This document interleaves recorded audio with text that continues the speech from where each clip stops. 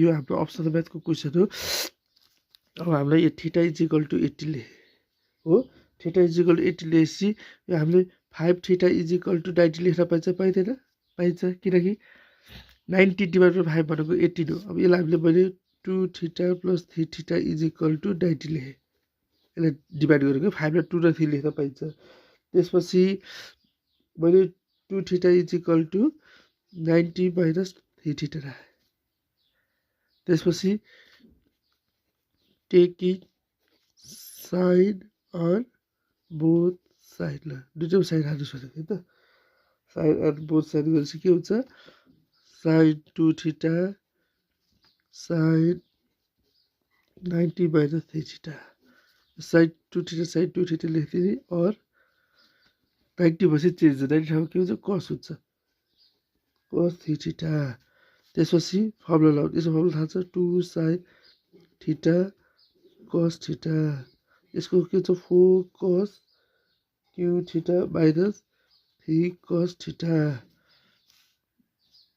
त्यसपछि अन गर्छु म अन गरेपछि 2 साइन थीटा हुन्छ कस थीटाको कस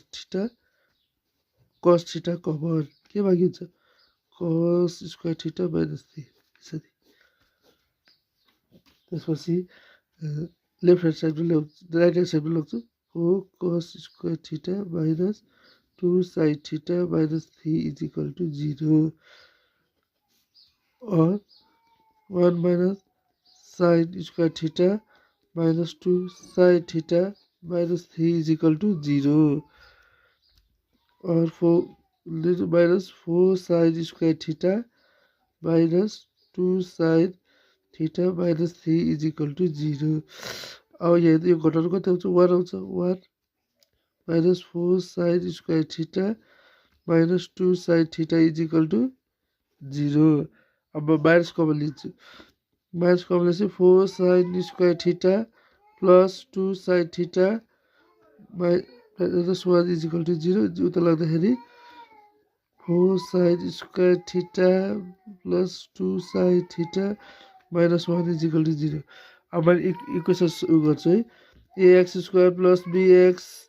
plus c is equal to 0 हुन्छ एक्स स्क्वायर भनेपछि के हुन्छ